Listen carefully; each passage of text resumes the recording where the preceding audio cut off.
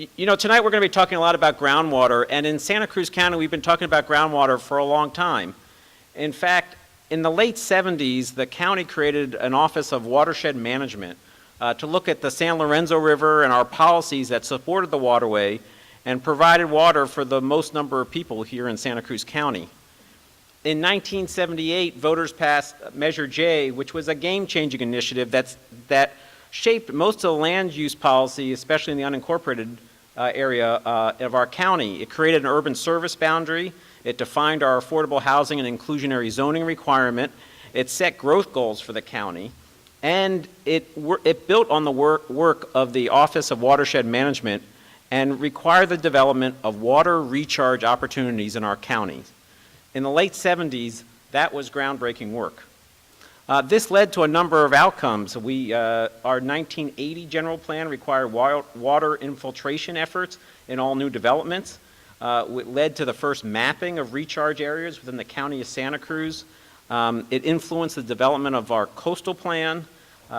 We started requiring a minimum parcel size of 10 acres in the primary recharge zones.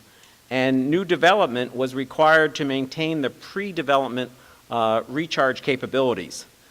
That wasn't always easy to do, and it wasn't without a lot of political fights, but it's lasted these 35 plus years, and it created a set of policies that we've built on here in this county for quite a long time.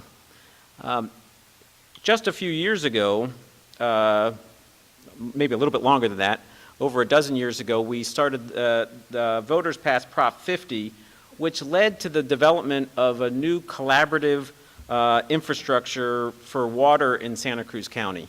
At the time, there was some suspicions between water agencies and the county, even though we don't have a water agency, and that led to the creation of the Integrated Regional Water Foundation that was housed at the Community Foundation. This was a new entity that hired staff and helped in the development of plans for agencies and processed requests for funds and reimbursement for project.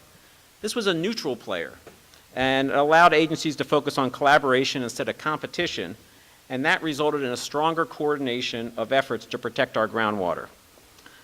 In fact, the efforts had been so successful that other regions are looking at our work here with our Water Foundation, leading on regional water funding efforts. But because it's Santa Cruz, we find ways to fight over things. And we fought over water a bunch of different times, but we've also developed ways of working together. And after a very public discussion, and then that led to a ballot measure about desalination in the city of Santa Cruz, that led the creation of the Water Supply Advisory Committee, that was a diverse group that looked at water issues facing the county's biggest city. They developed a plan that prioritized and ordered conservation, groundwater storage, aquifer storage, recovery wells, and lastly, if all those things didn't provide enough water, that they'll look at desal. But that process was part of this community discussion and collaboration to figure out a consensus, to build a consensus about water. In South County, they have had a community water dialogue going on since 2010. The Pajaro Valley Water Management Agency went through a series of tumultuous years where they attempted to join the state water system, but was ultimately nullified in a Prop 218 lawsuit.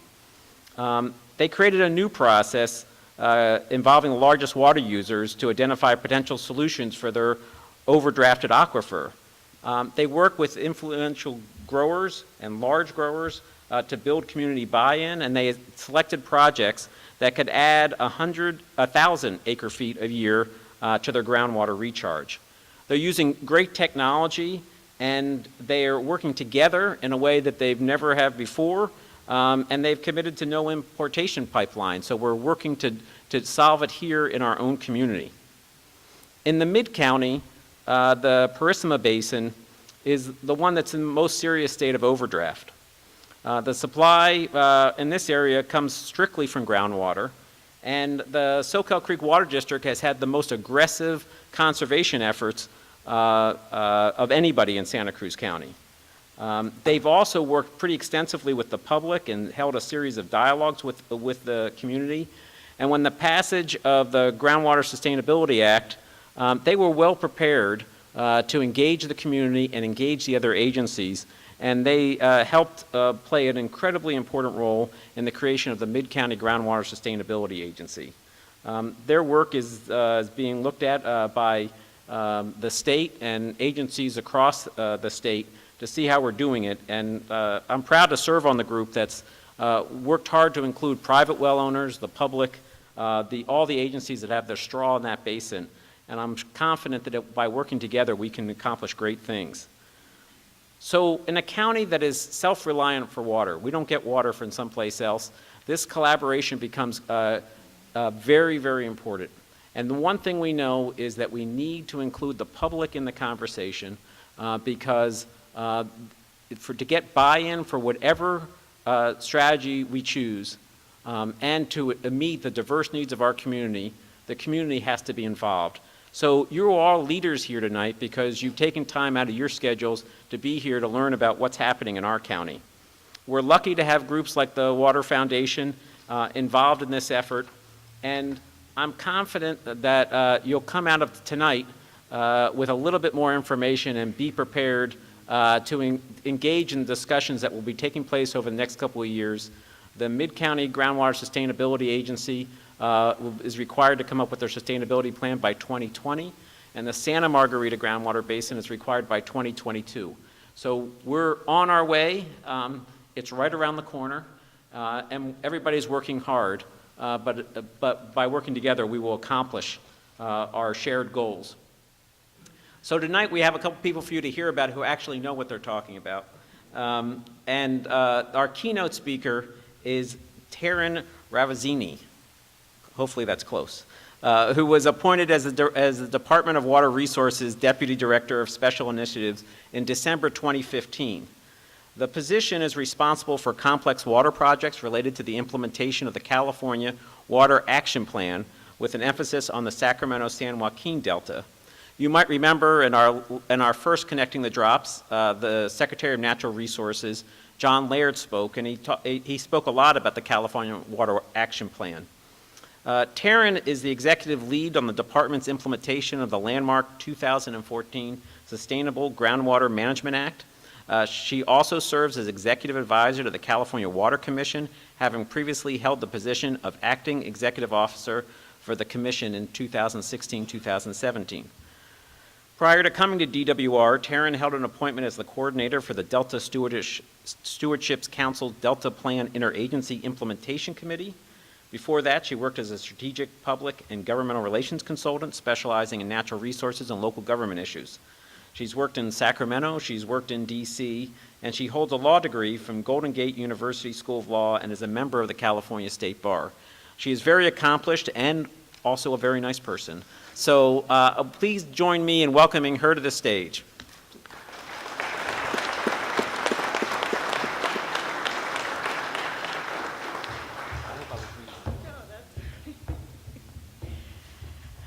Hi, good evening. Thank you very much for that very kind introduction, John. It's really a pleasure to be here tonight.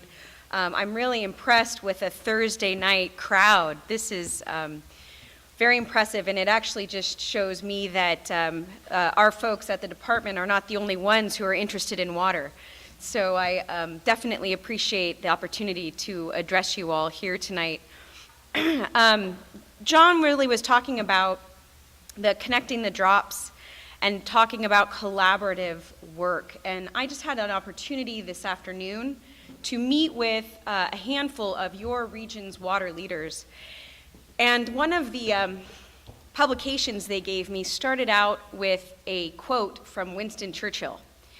And if that doesn't give you a sense of the challenges that exist in the water world, it's when you need to use a quote from Winston Churchill. So you know this is not an easy topic for folks, but I have to say that my time with the group this afternoon really showed me what regional coordination collaboration can achieve. And so I'm very pleased to be included in that group of folks that are addressing you this evening, and I'm looking forward to the panel. As John mentioned, my name is Taryn Ravizini, so my parents made up the pronunciation, so I just thought I'd help John out on that one. It's Taryn. But I'd like to believe I'm a nice person. That was very kind of you. Thank you. And I am a Deputy Director for the Department of Water Resources, and I am the Executive Lead for our Sustainable Groundwater Management Program. The program itself is housed within the Executive Division of the Department because of the significance of what this landmark act is bringing to California water management. So we want to ensure at the department that the program and the implementation of that act have access to the director, to the governor. We are really ensuring that we can communicate and make sure that from local level all the way to the governor's office, that we are moving this act and its implementation forward successfully.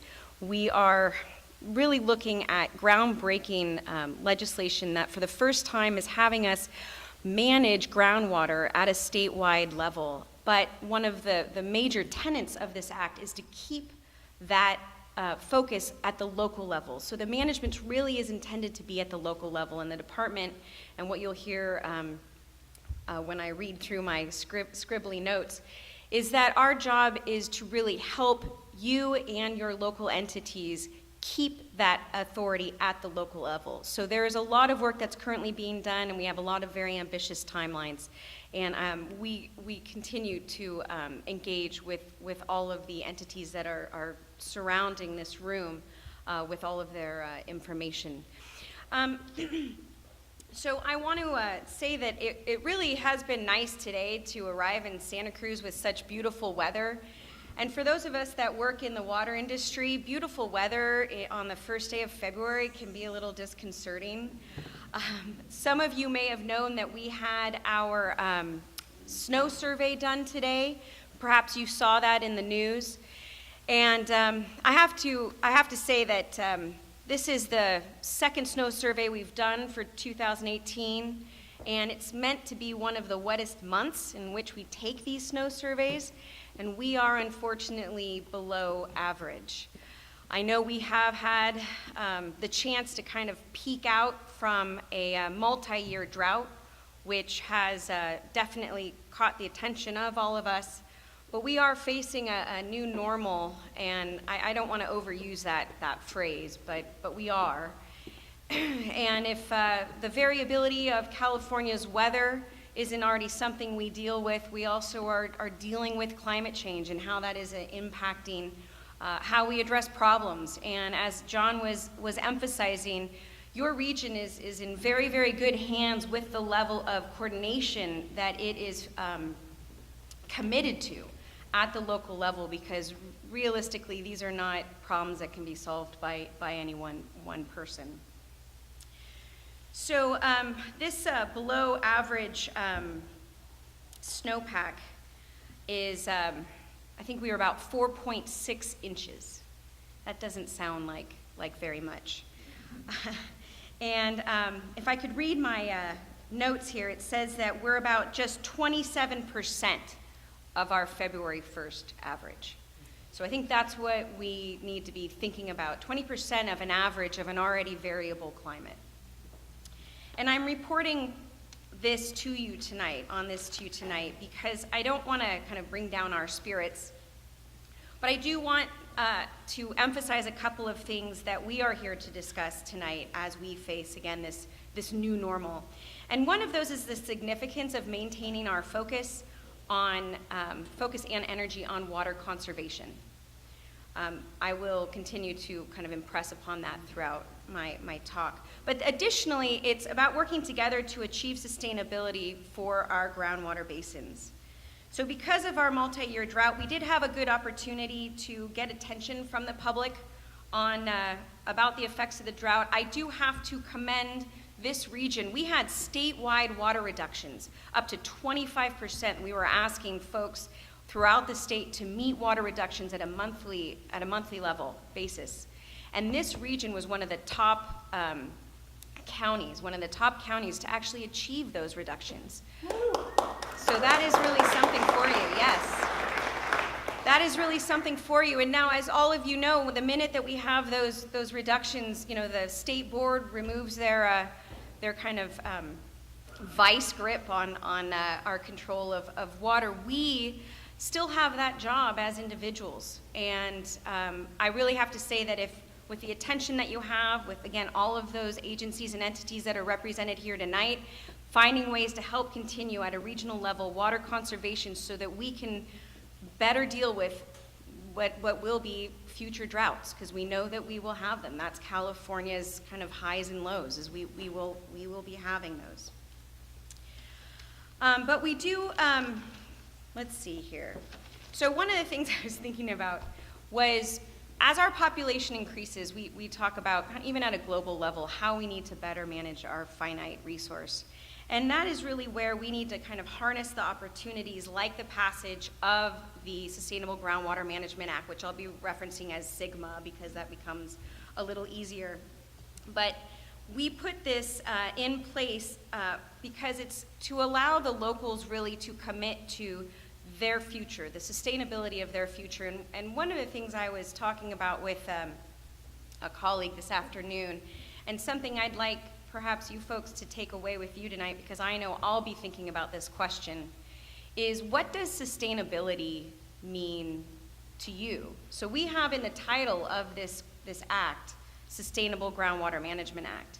And the department has a responsibility to define what that sustainability or sustainable management really is. But for each and every citizen, sustainable or sustainability means something different.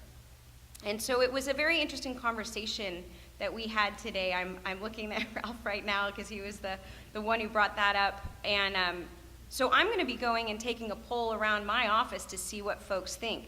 Not what the act says, not what regulations say, but what is it that we have? And we have different viewpoints from generations. So here I know in the water industry, we have a range of institutional knowledge. And going back to the 1950s, the 1960s, we had folks who were claiming that there were groundwater management problems for this state, who it took until 2014 to really be heard. So now we have an environment where we have this landmark act, and we have millennials, which I am not, but we have millennials who have a whole different viewpoint of what does sustainability mean and what does that mean for groundwater. Because now they're in an environment where groundwater is being managed and being even regulated. And I was going to try to avoid the R word, as one of my colleagues said, but it is true. That's where we find ourselves, because groundwater was not regulated up until about 2014. So the department has a very, very unique role, and I'll go into that. But we are not the only state agency that does have a role. The State Water Resources Control Board also does have a role. And in many respects, and the most important role actually lies with the locals. And so it relies with you folks, all of you who are here tonight. I had the opportunity last week to meet with a former director of DWR, Justice Ron Roby, and he actually is responsible for a handful of very important decisions, one around water quality that really guides our operations, the department's operations in the Sacramento, San Joaquin Delta. But Justice Roby explained that he believed that the fact that we never chose to, as a state, regulate groundwater or manage groundwater back in the 50s and 60s was one of our original sins.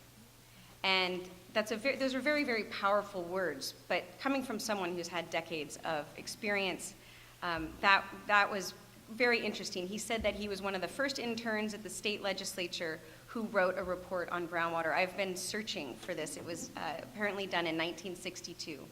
And so if any of you find it, I will give you my email address, and please send it to me. So I'm looking for this, and the reason why I'm looking for this is because those groundwater issues really haven't changed. They have actually just gotten worse. They're exacerbated. And not only that, but we have not only do we have greater technology to figure out how do we address these problems, but we also have greater awareness on the environmental side of the realm so that we can better connect the worlds of our ecosystems, not just from groundwater, but also from the laws that rule how we manage our water. So speaking on on the department's role, I do want to talk about how we've been working to create a real durable foundation for this locally controlled law. Basically, we at the department, I mentioned, have two roles. One is really a historic, very robust role, which is to help provide planning, technical, and financial assistance to those local entities that are responsible for stepping up and creating groundwater sustainability agencies and looking to drafting their groundwater sustainability plans.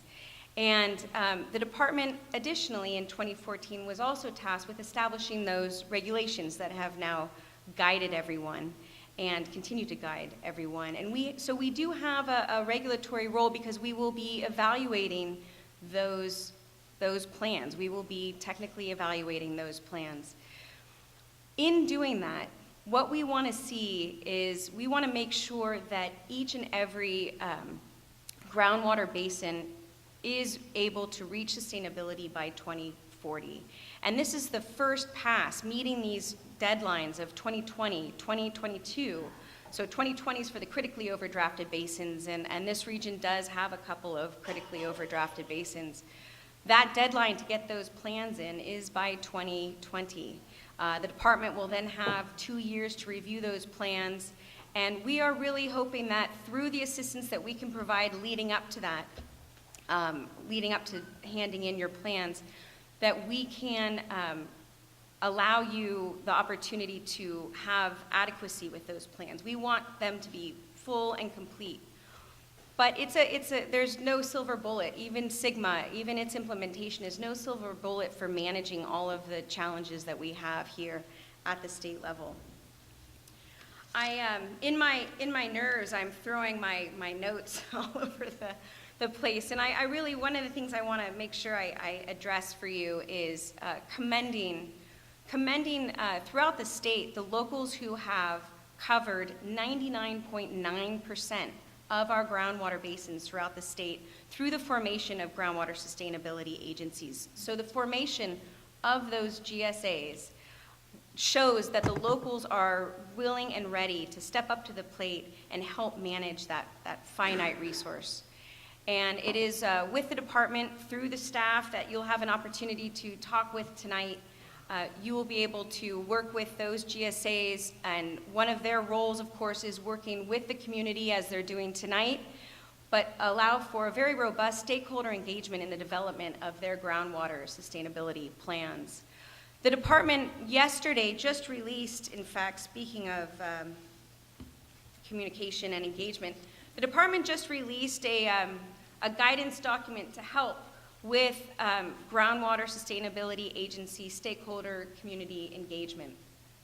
And this is one of the many ways in which the department is trying to work with the GSAs in assisting the development of the groundwater sustainability plans. One of the other things that we do is provide funding, financial assistance for the development of those plans. Next week, the department is looking at releasing draft recommendations for awarding $86 million throughout the state to groundwater sustainability agencies in severely disadvantaged communities in order to help with the development of these groundwater sustainability plans and projects related to them. So we're very excited to have the release of those Proposition 1 dollars. We have had the opportunity through Proposition 1 to provide earlier funding to this very region for stressed basin projects. And as we've already kind of noted, this has been a region that really has had its act together collaboratively to help focus on those projects. And one of the foundations of that, by the way, is the Integrated Regional Watershed Management Program that over the last decade or so, this region specifically has challenged itself to come together and utilize that as a foundation for answering the problems that we are facing at a water management level. Additionally, I wanted to touch on commending this region and its community leaders for the robust nature of the work that it is doing. I'm really looking forward to this panel as you all are here tonight to do the same thing. Additionally, I will be coming up to help answer some questions that you may have after the panel. And one of the things before I close, I just want to say that within the department, we have determined that because we have, of course, the whole state to be looking at, we do have regional offices, and we have identified points of contact for each of the basins so that they have a staff person within the department to work directly with them so that you have access to all of the information on how to navigate through the Sigma program. And I also want to introduce particularly Dane Mathis, who is our geological and groundwater lead for our South Central Regional Office, which is based in Fresno, and this is his area. So Dane, hopefully for all of you, especially those involved in the community, will get a chance to meet Dane.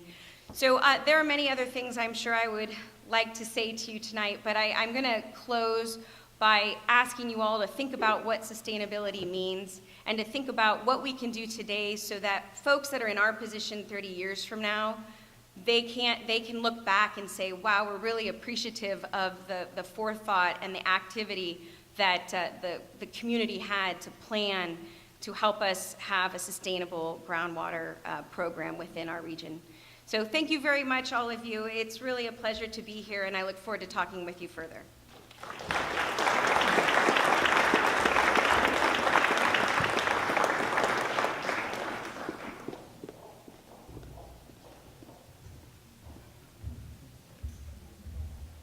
Thank you, Taryn.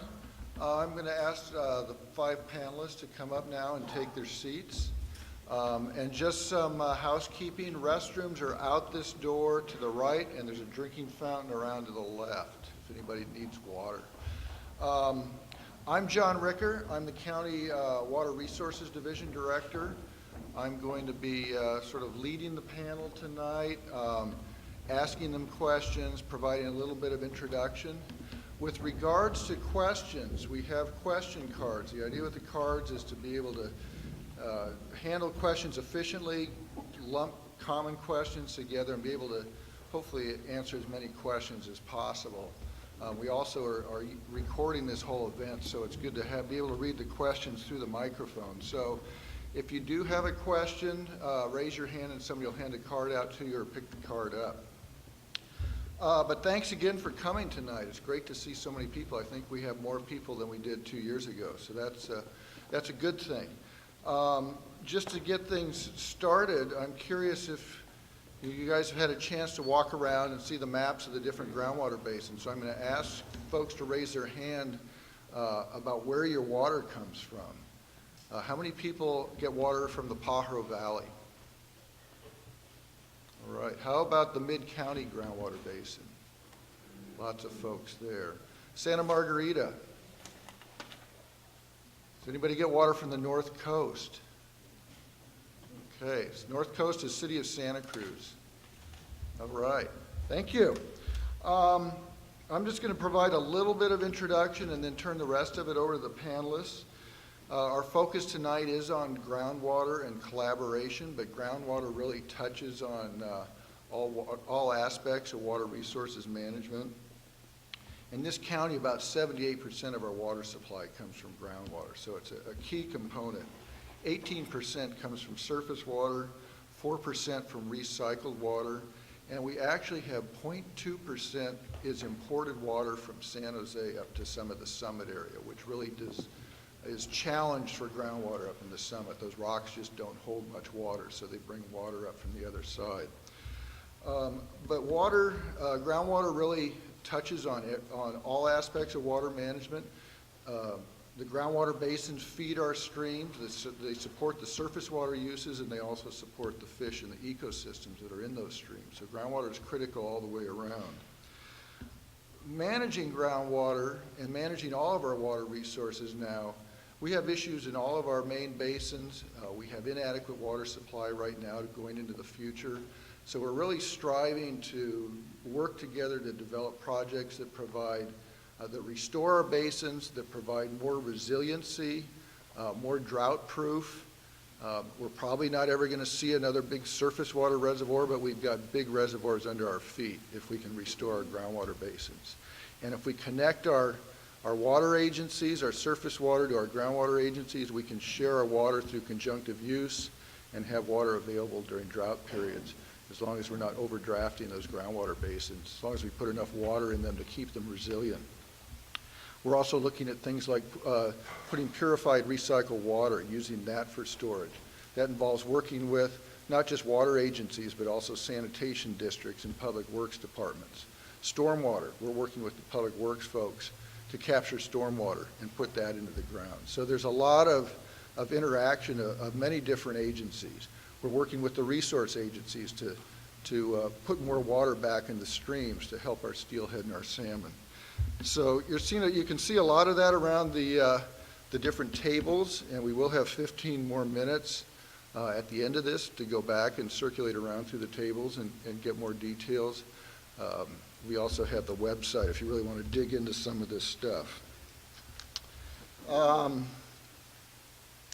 So with our panel, they are going to provide you about a 3 to 5 minute overview of their agency, their basin, what it is they do, and then we'll be opening up, hopefully spend about half the time on questions from the audience.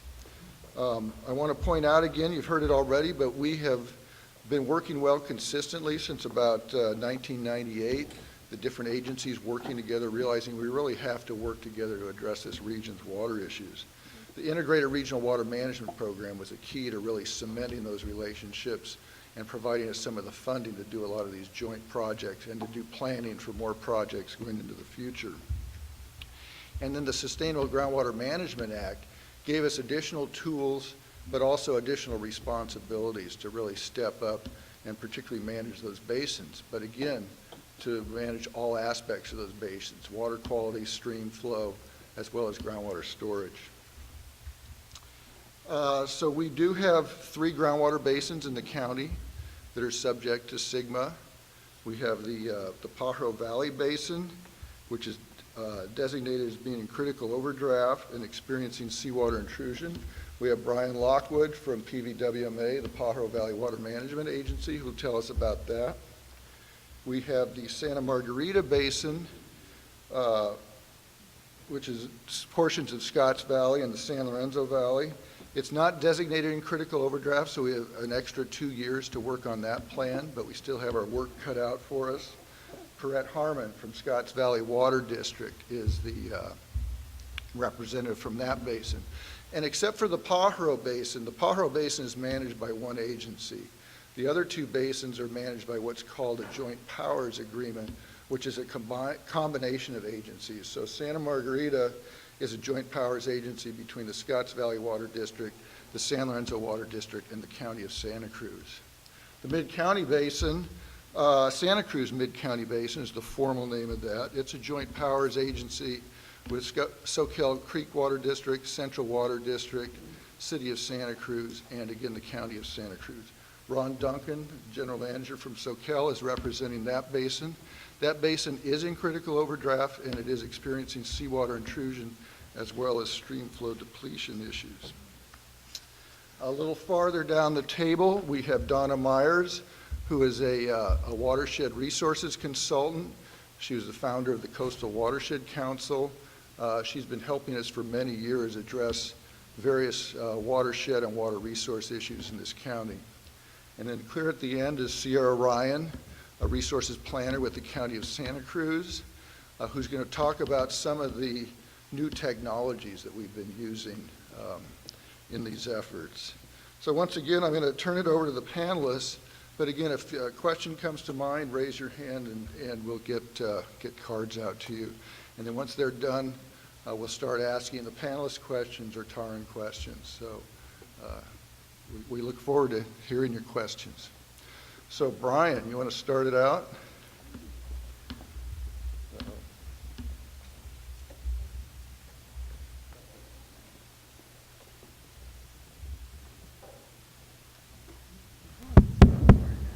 All right.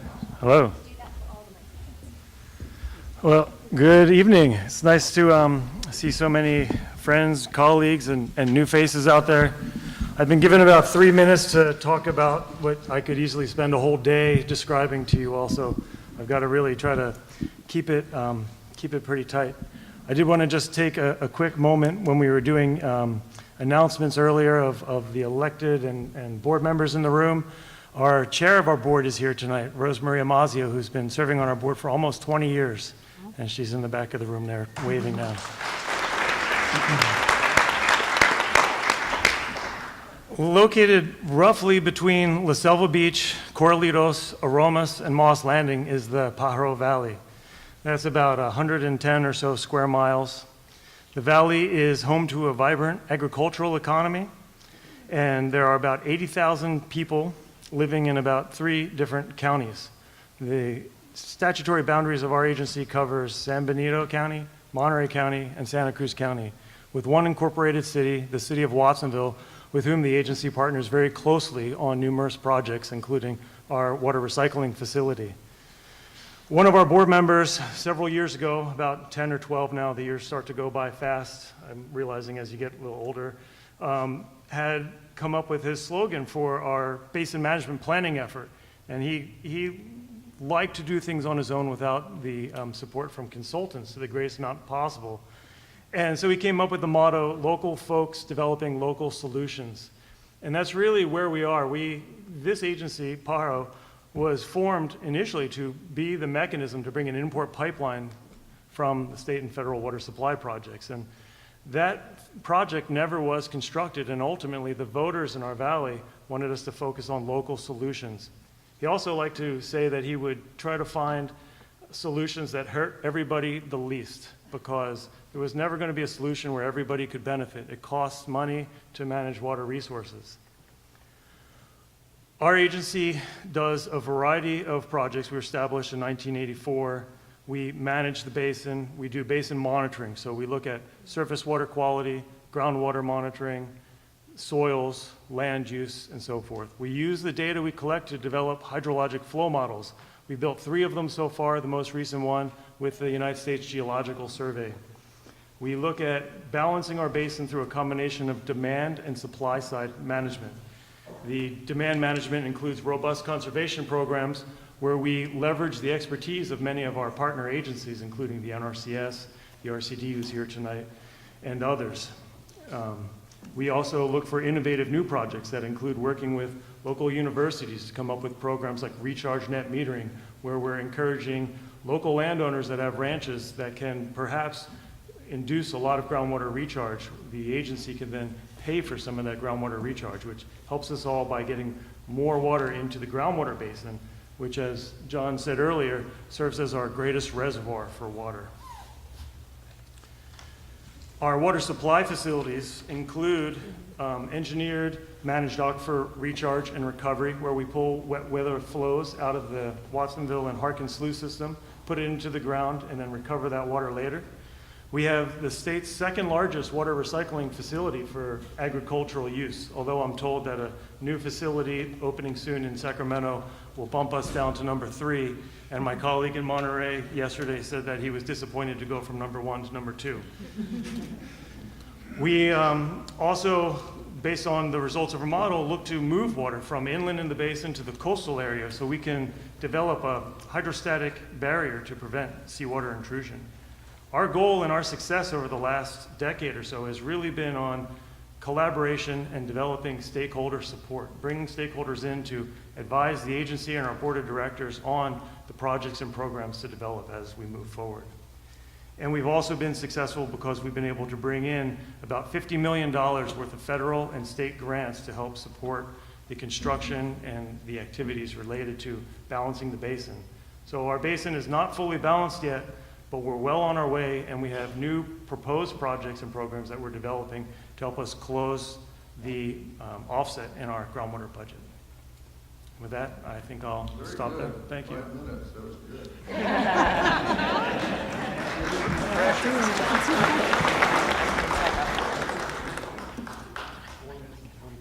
All right. So, Tourette, tell us about Santa Margarita. Good afternoon. The other 2 basins here, they're more descriptive in the names, what they are, where they are. Santa Margarita, just to kind of, for those people who might not know, it is North County. It is the name of the basin there. and it covers all of the Scotts Valley portion of San Lorenzo Valley, and it is a main water supply for Scotts Valley, San Lorenzo Valley, but also Santa Cruz. And I think some of you who might have attended similar events in the past is like, no, Santa Cruz is all surface water.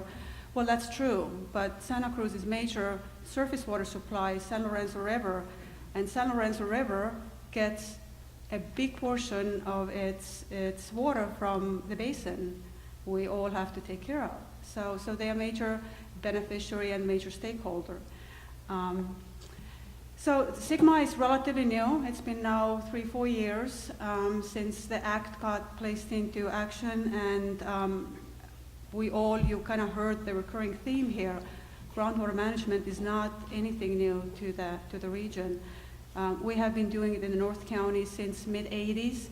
So I have some numbers, some good news and some bad news. I'll start with the bad news first. The basin has been overpumped, and there is, due to urbanization, reduced recharge. So there's a lot of room in the basin, about 28,000 acre feet. That is equivalent to about 8 years of pumping at the current rates, annual pumping. And the groundwater levels are down about 200, 250 feet in the whole basin. But because the management started in mid-'80s, we've done some pretty cool projects and activities. So a couple of years ago, we had a similar event here, and I have something that is near and dear to my heart, a phrase or a concept, one water. So I'm going to go back to that. So that means that there is the same water circles around. It never disappears from the planet Earth. It never, there's not new water created. And there's various shapes and forms and colors. It kind of comes to us. So the trick is to utilize them best and find the optimum blend of all of that. So Scotts Valley and our neighbors in North County have done all of it.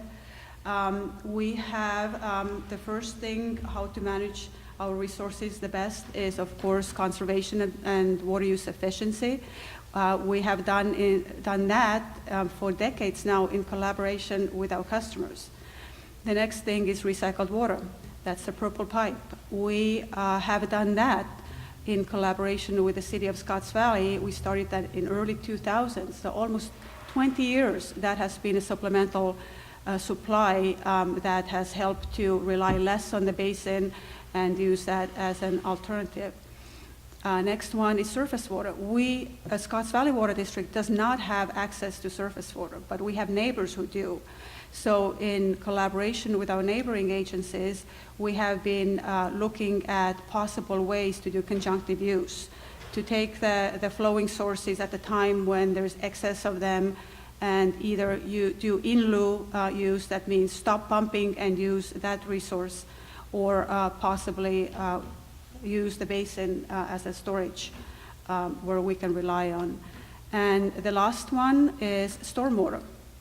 That is, again, something that we have done several projects. There's a fancy word, low impact development, LID projects. We have done a couple of them in Scotts Valley, and that is in collaboration with private landowners, just taking a parking lot or a private area that is identified as a good recharge basin, capture the stormwater there, and let it slowly seep down. So we haven't stopped. We keep going. There is a lot of potential left. And the good news, I'm gonna leave some handful of numbers with you. 1997 was the highest demand year, highest pumping from the basin. Today's pumping is 45% less. So that's pretty amazing. At the same time, we have added people. That is just something we all have to get used to and deal with. The nation is growing, the state is growing, the population is growing, and the county land use agencies, they have to deal with how to manage the growth here. But that reduction is really a huge testimony for all of our efforts. So we have much more to go, but we've come a long way.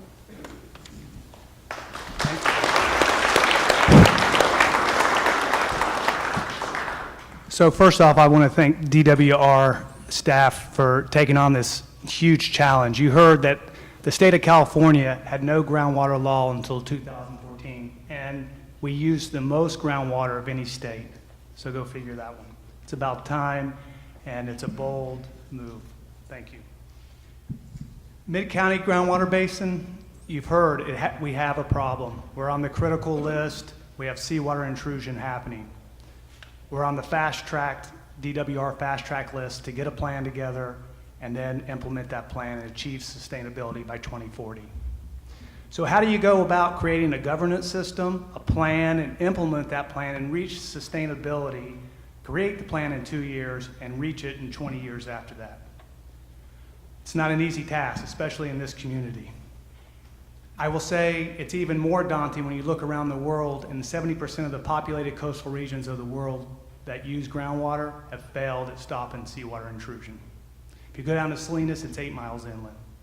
That gives you a taste of what we're up against. However, there is some hope. Just this week, the Environmental Defense Fund published a paper, and it's titled The Future of Groundwater in California, Lessons in Sustainable Management Across the West, and it provides us a few clues. It starts off saying kind of data is your backbone. Well, we have tons of data. We have 80 monitoring wells just within Soquel Creek Water District monitoring water levels in the coast, and a whole lot of other data I could bore you with unless you're a data geek. Money's another issue, but we've been chasing the grants. I think we've gotten 2. We've got an application in for about $1 million with DWR. And all of us do. Okay, sorry. Soquel Creek just got awarded a $2 million grant to evaluate a project that may help contribute to the solution. However, there was one underlying main factor that eclipsed everything else in the report that creates the success, and that's trust. No agency, as you've heard in this area, can solve the problem by themselves. We're dependent on each other to reach a solution. So that even intensifies the need for the trust. If we can look at governance as really a bunch of people, a team trying to achieve a solution, we might be able to draw from 2 landmark studies to give us an idea how we can go about this. MIT did a study in 2012 that is well known out there, and they went across for 7 years looking at many teams saying, what's the key to successful teams? It was trust. Google did Project Aristotle. They looked across all literature and 120 groups and teams, and they said, what's the key? And they said, trust. But here's the kicker. Here's the nice thing. Both reports gave how to develop that trust, and I'm going to quote the reports. The MIT study said, and remember, this is a quantitative outfit, but this is what they said. It's almost absurd how we communicate could be so much more important to success than what we communicate. So the how.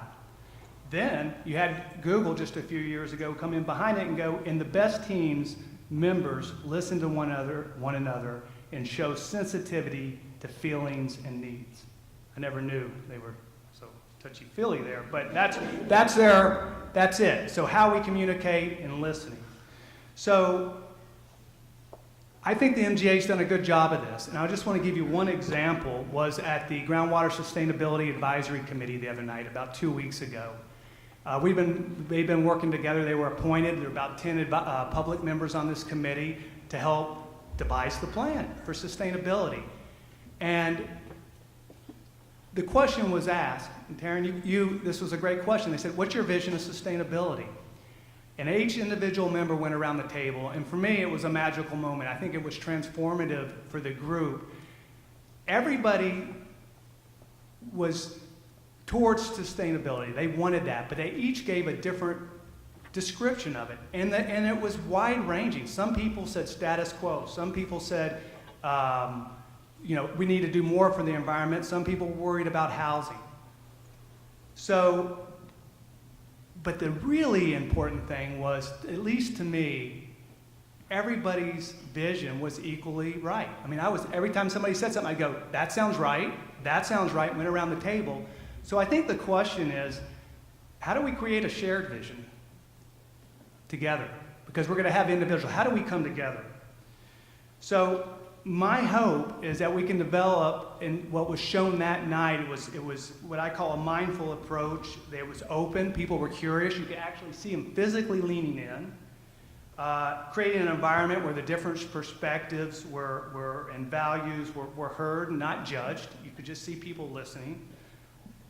And I think in the end, the success that we achieve will be based on the quality of our communications and our ability to listen. Thank you.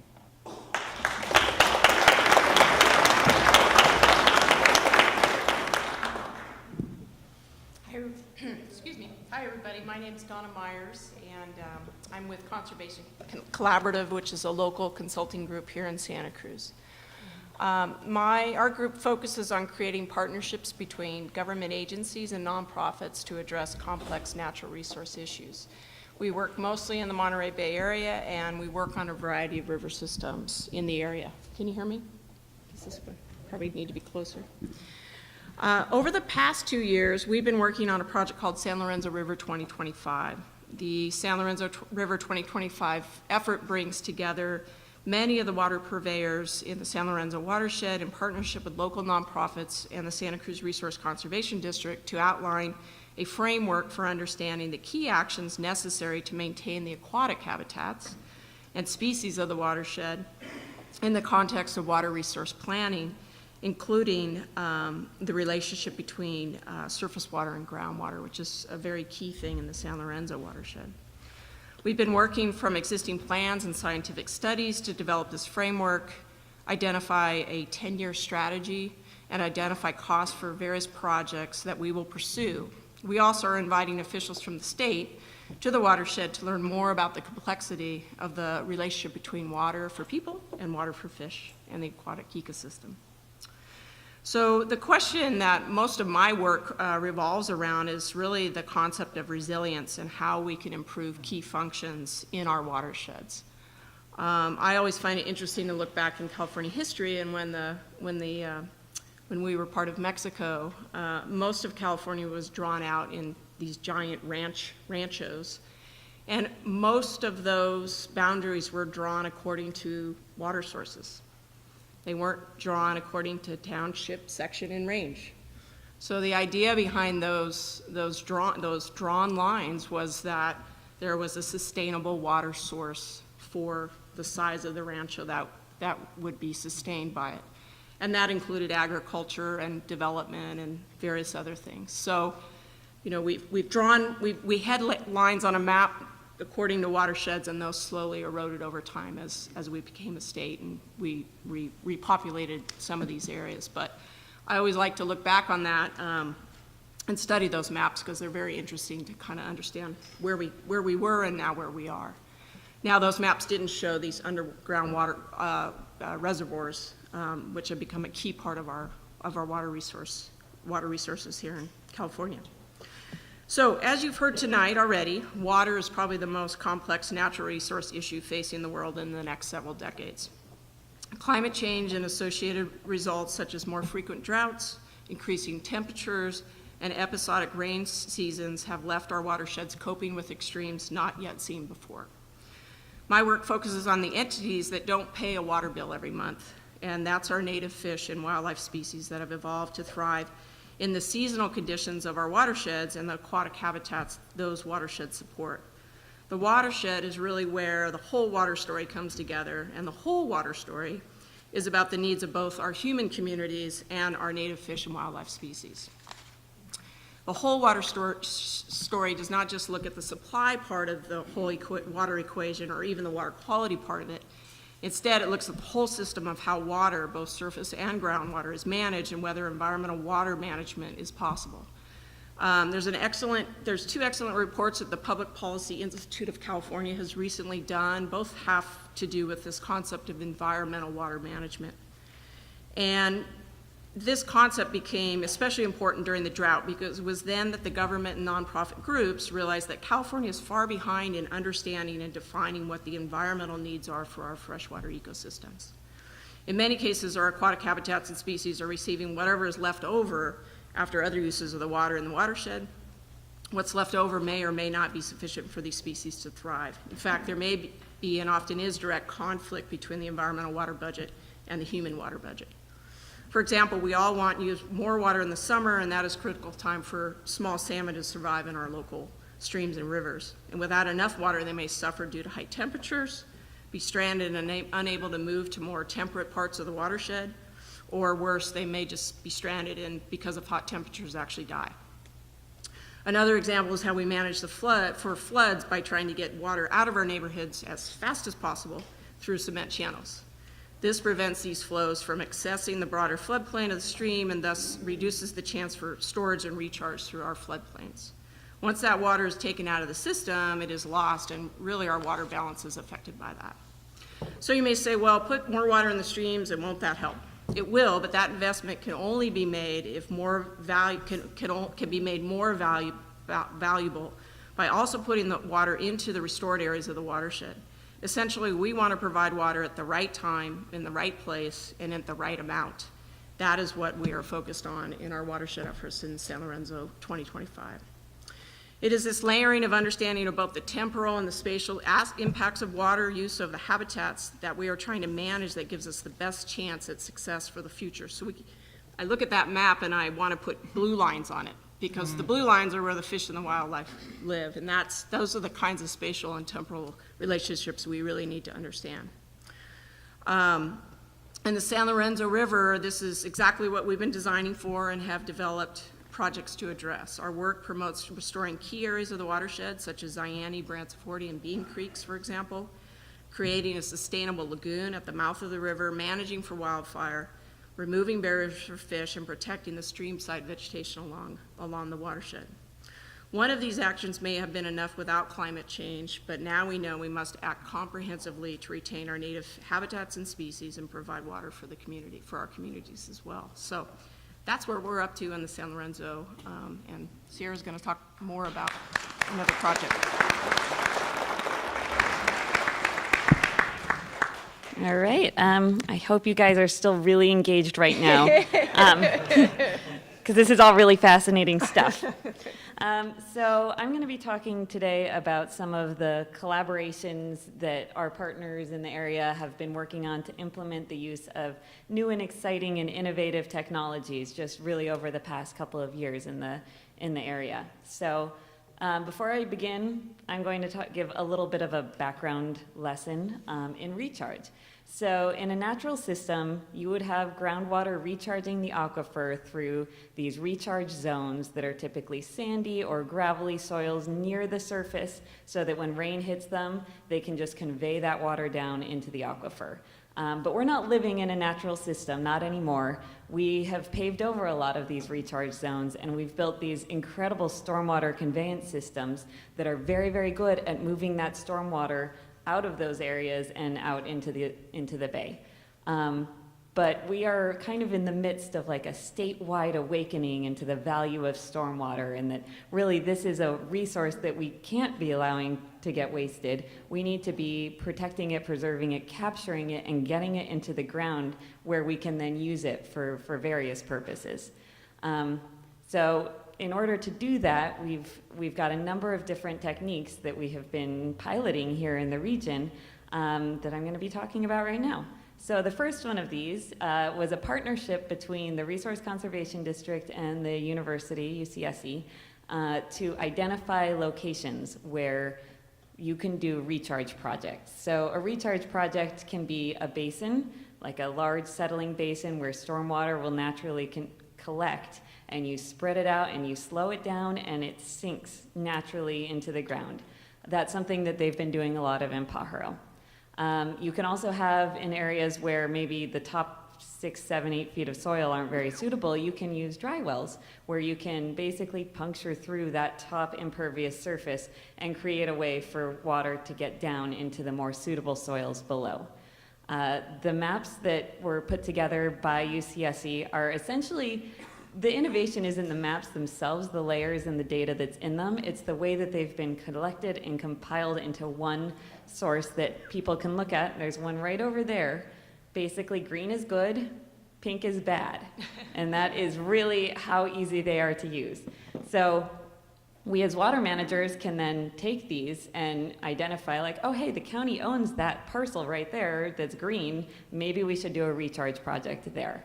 So that brings me to the second innovation. We need to ground truth these maps. These are based on existing knowledge, but it's kind of on a large scale. And our geology is so complex around here that we need to really check site specifics. To do that, recently, the County of Santa Cruz has partnered with SoCal Creek Water District, thank you to a grant from DWR, to ground truth some of these sites that were identified by the maps as prime recharge locations using this new technology that was originated in Denmark. It's called Dual-EM, and it's 2 electromagnetic sensors basically on a sled being pulled by an ATV. It's not actually as cool looking as it sounds. There's pictures of it. It really is just a sled with a PVC pipe on it. But that sled is sending down these electromagnetic signals and then reading the response of the soil. And that response can be translated through logs. There's actually a scale on a map over there too. It can be translated into geophysical properties. So we can say, just by looking at these maps, oh, there's clay over here. We're not going to do a project, but actually this spot over here is nice and sandy. We can do something with that.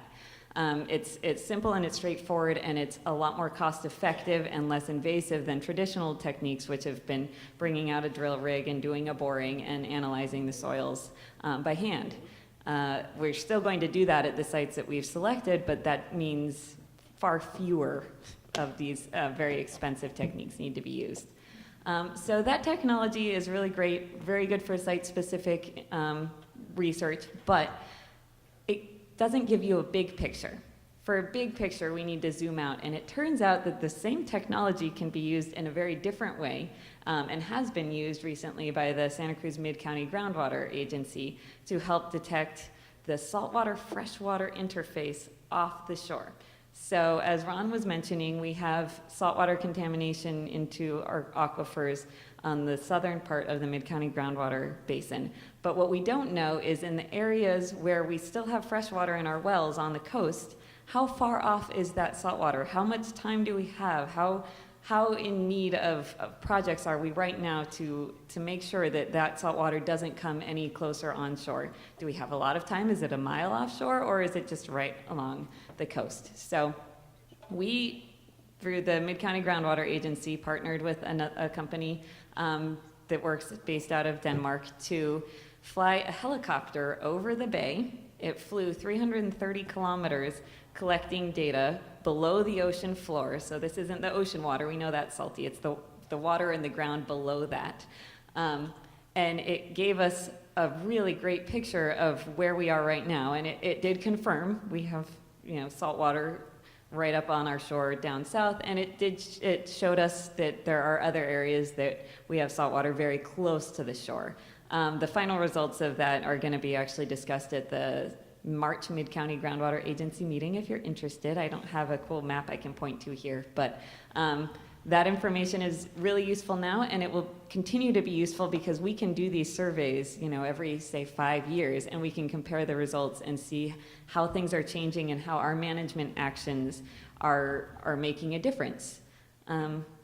So that was kind of the conclusion. We're going to continue to take opportunities as they arise to use grant funds, partner with the university, and come up with ways to be more economical and efficient with our time and with our resources so that we can solve this problem that we're all working towards together.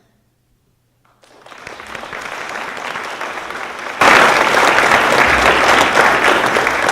right, thanks to the panel. And Taryn, you want to come up now too? And we've got a seat over there.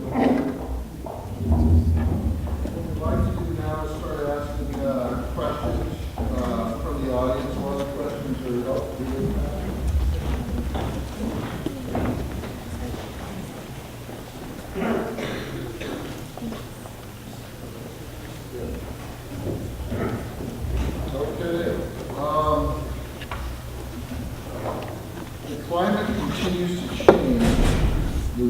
is resilient, and so are high carbon emissions. What's the abilities of Santa Cruz County water agencies to prevent running out of water like in Cape Town? Who would like to answer that?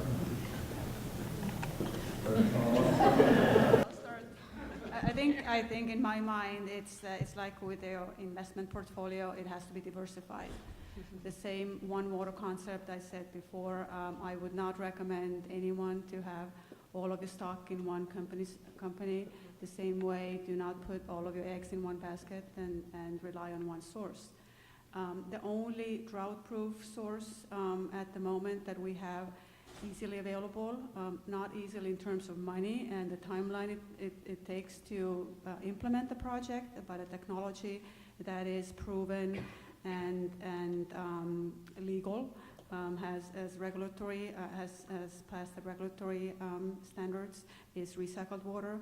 So that's one thing we, at least the two agencies, and both agencies, two districts and agencies, are looking into having that as part of our portfolio. So that is something that is a much quicker circle, and it gets reused over and over. We're not quite at the direct potable. That means taking and treating it to the level that can be used right away, put back into circulation. What we're looking now is using it, still treating it to a very advanced level and using it to recharge our aquifers. Thank you. Yeah, I'll add to that. So how do we prevent from running out of water, I think is a basic question. And Santa Cruz and both Soquel Creek, I'll speak, and all these agencies actually have had a community-driven process, ranging over 1 to 2 years in that realm. And projects have been developed. I sat on a committee along with John for Pajaro Valley where we had a stack of projects and they're just knocking them out. College Lake is the next one on the list, hopefully. Scotts Valley's looking at different options. Soquel, Santa Cruz are looking at a host of options, collaborating together on receiving tertiary water or secondary water that's now going out to the ocean, about 8 million gallons a day, taking that, purifying it, and recharging the groundwater basin to push out seawater. We're also working with Santa Cruz on a water exchange. We have a contract in place for a small amount of water. It's not legal to give us a bunch of water right now, but we're trying to flesh that out too. So it goes back to that concept of if resiliency, especially with climate change and all these unknown factors coming at us, is diversification. So I think that's our strategy. I would just add to that too, that hasn't come up yet, that in our water planning, we have models that we use, and we essentially plug in a lot of the predictions coming out of the climate change efforts. So we're really planning for a worst case situation. We're not planning for the climate the way it has been, the way it has historically been, but what it's projected to be like in the future. I'm going to keep moving along here. You have 1 or 2 folks answer per question so we can cover as many questions as possible. How does groundwater overdraft impact stream and watershed resources, and what can be done to offset some of those impacts? Sounds like Donna. I'll take a quick stab, and Sarah. Yeah, that relationship, I think we're understanding that more and more here in our watersheds. There certainly is a relationship.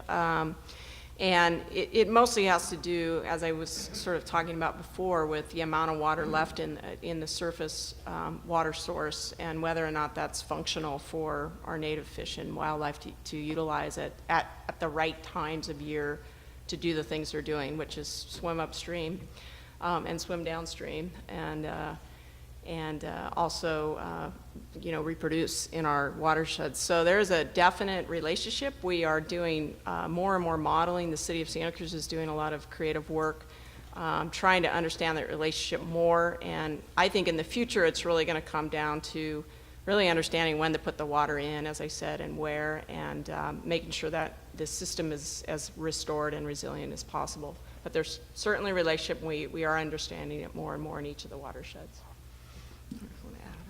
I guess I would add to that as aquifers are drawn down, water levels will decline. But in Santa Cruz County, there's a lot of stratified aquifers, meaning you have an aquifer close to the ground surface, and then there might be a thick layer of clay that prevents the vertical migration of water from one aquifer to the next.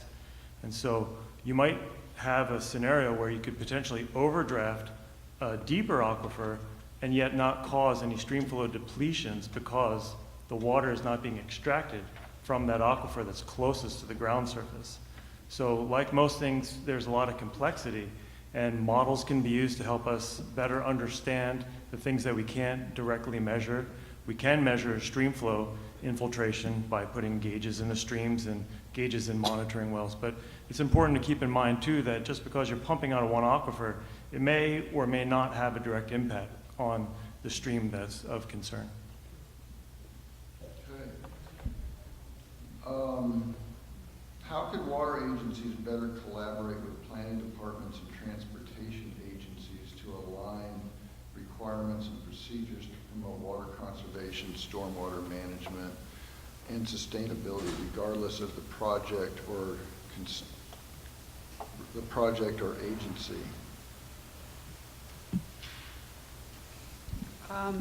Well, one way, and both agencies, again, are the new groundwater agencies are doing it, is to include stakeholders, not only the water management agencies, but bring in land management agencies. So in the Santa Margarita Groundwater Agency, we do have representation from the city of Scotts Valley and city of Santa Cruz County of Santa Cruz, just with that purpose. We all need to be around the table, and here we have been working very closely. We have the plan that typically water agencies use is urban water management plan, where we can outline what comes out of the land planning agencies, their general plans. So we look at those numbers and we plug them in, and we work with what needs to be done if the water budget is not in balance. So we can always do better, but I think that's kind of starting point, right? Yeah. Okay. What education efforts have you planned for teaching students in grades K through 12 about water issues in Santa Cruz County? Can I take that one? That's near and dear to my heart. Is that right? So our board back in 2003, I think, 2002, started what I would say is one of the most, if not the most intensive, at least for our size agency, outreach education efforts with K through 12. Matter of fact, we were there this week. Every week we're in schools. But to tell you how long we've been doing it is the people that we taught in kindergarten can now vote. And we have a woman, Vi Campbell, she teaches the teachers to teach it too. It's something that we do take very, very seriously because it is they are our future. So I know Soquel Creek takes that to heart, and other agencies do too. I would add too that, there's a saying, it's hard to teach an old dog a new trick, and we can teach young kids about water resources and anything else really that's important, and then they can grow up learning the importance that water, while it circles throughout the earth forever and ever, the fresh water that's available to us is limited in senses, and it can be costly to treat. And as a result, our agency has partnered with the city of Watsonville, and a couple of years ago won the governor's Gila Award for environmental related education. And our staff and the city of Watsonville staff take thousands of students on regular tours through the water recycling facility so they can learn about treating water to the point where it can be reused safely for growing crops, the food that we eat. I can just add from a statewide perspective, the Department of Water Resources, in collaboration with the Association of California Water Agencies, have the Save Our Water campaign, and they reach out to schools and educational facilities and communities. And so there should be a link on our website, also through the Aqua website, but that is a very valuable resource for the locals. Additionally, just as another plug, there's the Water Education Foundation, which is an excellent resource for kids of all ages. And I do want to just put a little plug for the Water Conservation Coalition of Santa Cruz County. There's a booth right over there. It's a partnership of all of the water agencies and several other nonprofits in the area. And we do education, collaborate on coming up with education materials that is very specific to the region, and you can find a lot of those materials up there. And then we go to the different schools within our kind of jurisdictions and teach based on that shared curriculum and shared understanding. And we're also doing a video contest right now with the high schools in, thank you, they're showing off some of our materials. There's a video contest that we're doing right now. To all the high school students in the countywide are eligible to enter a 30-second video, and those videos are going to be run on local television stations as well as in the movie theaters, like before the previews, they run ads. So that's a great opportunity because we can go into the classroom, we can teach people, and then we give them the opportunity to teach their community. We have sort of three related questions here. The last winter and almost every winter we see an awful lot of rain just running off of our streets and our storm drain systems into the bay. Can we capture that water and put it into the aquifer? Can we have perk ponds throughout mid-county to recharge the aquifer? Do you want to start? I'll start with that. You heard about stormwater recharge. It's one, I think, on everybody's docket as an item to supplement supplies. We've evaluated. It won't solve our problem, but it's definitely the right thing to do for multiple reasons. It reduces runoff pollution to the bay and whatnot. In the area, basically Aptos High School going towards Santa Cruz, because it's pancake geology and you have impermeable layers and the permeable, it doesn't suit itself well to putting it on top and letting it sink down. As soon as it hits a clay layer, it just runs horizontally as fast as it can. That's why sometimes you see it seeping out along the cliffs. If you can get down through those layers and recharge a groundwater basin, you're okay. I think some of that work's going on. Yeah. It is doable, but it's very expensive because those storm events, so would you design a system for a 100-year, 50-year storm, 20-year storm? The amount of water, it's amazing that comes down. So if you wanted to actually build some sort of chamber that can capture it all or most of it, very expensive. The LID project, low impact development, I mentioned. So we kind of all speak water lingo here, acre feet, and it's a football, size of a football field, 1 foot deep. And then what is the cost of producing different water from different sources? And I think, for most of us, what we do now, the natural, the cheapest is maybe around $1,000 an acre foot, maybe $2,000, depending on agency and location.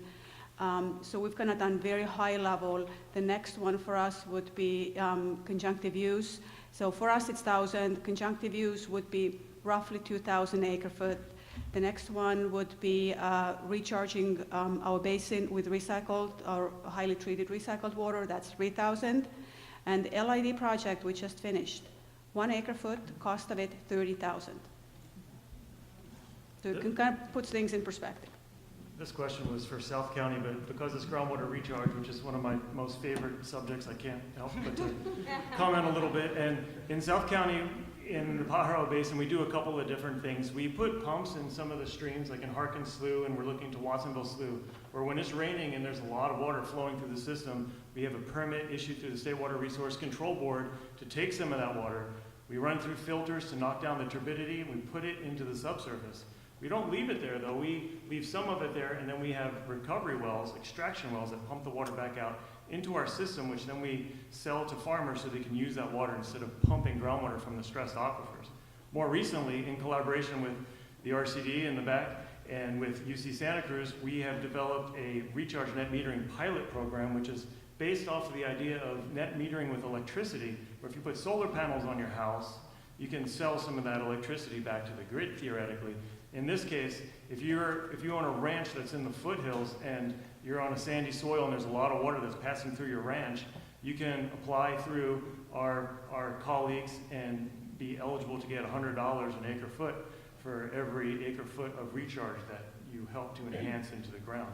And so it goes all the way back to the beginning when both Brett and Ron were talking about diversification of your water supply portfolio and how can we prevent becoming the next Cape Town, South Africa. We can do it by not any one project, but a whole variety of projects that might include recycling of water, managed aquifer recharge, conservation, and a whole other bunch of different kinds of methods. Okay. We have a series of questions. I'm going to try to combine the spirit of it. It's something we hear a lot about, and I think Ron's going to get stuck. He's kicking it off. What is the marginal impact of new development on the overdraft situation? Is the water demand offset program working? And if it is working, why do we keep having more seawater intrusion? Okay. Sorry, Ron. How many people know what the water demand offset program is? Okay, so maybe 25%. So Soquel Creek Water District Board in 2003 recognized that there was a overdraft situation. What they said is, let's create a supplemental supply. And yet they didn't want to do any more harm to the aquifer while they were getting that supply online. So they developed a program called the Water Demand Offset Program. Quite simply, any water that is projected to be used, if you're new development, you have to offset. Now it's 2 times that amount of water. So this facility right here that we're in had to offset itself. I know because my people went out and inspected what the toilets they replaced and that sort of thing. It had to offset its projected water use. And so every developer that comes through, we're the bane of their existence in some ways, but we also say, well, the ultimatum is a moratorium. So the board tried to, because it's our mandate, our special district's mandate is to provide water to meet the general plans. And then to manage the basin too. So it's trying to walk that fine line until we get a supplemental supply. So overall, new development in Soquel Creek Water District has actually saved water, 120% to 200%, about 2 times what they're projected to use. Does that follow up on the question? And then, is it working? Is it working? Yes. We in our monthly reports, our conservation manager Shelley out here publishes the number of acre feet that has been offset due to these projects. Everything is very transparent. We have lists of people waiting to get water credits and that sort of thing. Every fixture has been verified either by a plumber or by our own people going out. So I was personally in charge of that program the day it was implemented, and it's just been an evolution. I can say that we have lived up to its name. I mean, everything has been checked. Well, another indication that it's working is during the drought, when you would normally expect groundwater levels to go down. Soquel Water District water users had cut back so much on their water use that the groundwater levels actually came up in the Mid-County Basin along the coast during the drought. It didn't happen throughout the basin, but in some of the critical areas where we're pumping it the most, the groundwater levels came up because they've done such a good job. Yeah. That didn't solve the problem. We still have more work to do, but it shows that there are ways that we can improve the basin and that the basin responds to those efforts. And John, I'd just like to add, people get fixated on the new development. Some people love it, some people don't, and that's your value system. But if you really look at the problem, it's been created since the 1980s. All of us living here, that's where the problem. I mean, that I don't know exactly proportions, but say the problem's that big. New development's added, even without the WDO program, just a tad more. And with the WDO program, it's made the problem actually better. And I would like to point out that on the handouts on your chairs, there's actually a chart on the back that shows the number of connections, and that's the number of people pumping water, basically, countywide, and then the amount of water used. And you'll see that the population has gone up and the amount of water used has gone down. It's a very useful graph.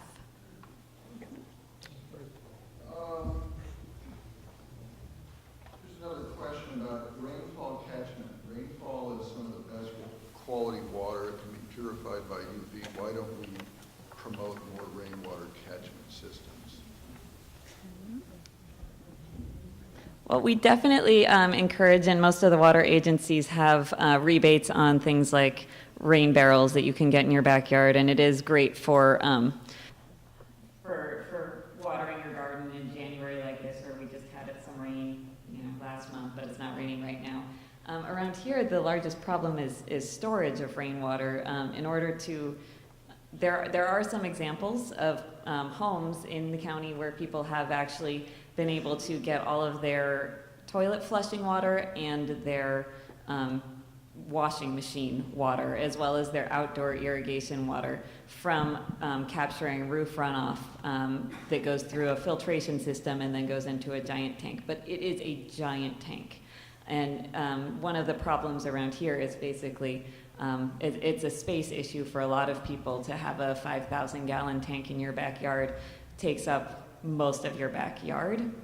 That's one issue. And then there's also concerns if you're storing water for that long, you have to make sure that it is clean when it gets into the barrel, because at that site, actually, that one particular house, they had, the first year the water was fantastic, but by the second year, the toilets were a little bit brown by the end of like August, September, when the tank finally ran dry. I'll just contribute real quickly. We live in a Mediterranean climate. It doesn't rain 6 months out of the year, so you're only as good as the size of your storage, and then you got to go the other 6 months. But here's the value and why we offer rebates for it. It's because it helps teach people, especially the younger generation, the value of the water. I hooked up one at my house, and I'll never forget the day I had the hose, a hose hooked up to it to do it. My kid turned it, and he had caught the water and come out, and his words were liquid gold. It was just fascinating. So from then on, we pushed that rebate. Okay. We're gonna have to stop now. We're running out of time on the questions. We haven't been able to get to all the questions. I would encourage you to ask the panelists. We're all going to be here until 9 o'clock. We have the room until 9. We wanted to allow more time for folks to be able to go back to the stations, ask specific questions at those stations. You can catch the panelists, you can catch me. We all have this is sort of the big kahuna of public involvement events, where we all talk about all things and invite the whole community. Each one of our planning efforts that we've described tonight has a public involvement component. And you're certainly invited and encouraged to come to those public meetings at the different things. We have websites for each of the different basins. You can find out when the meetings are. You can come to those meetings. You can get on a listserv and be notified of those sorts of events. So there's a lot more opportunity to find out a lot more information and to be more involved. Ron talked about trust. One of the things about all of us working together is we ask each other a lot of questions. We don't just accept what the other agency says as the gospel truth. So we really, there's a lot of minds, a lot of people looking at things and questioning things and really making sure that the data is well interpreted. And we've got all of you asking us questions too. So I want to thank all the staff from the different agencies that came out tonight to man the tables. It's really great to see a lot of the staff, some of whom I haven't seen for a while, and just to get everybody here in the same room. And thank you all. Please go to enjoy the tables, and if you want to, catch us, and we'll deal with questions. Thanks.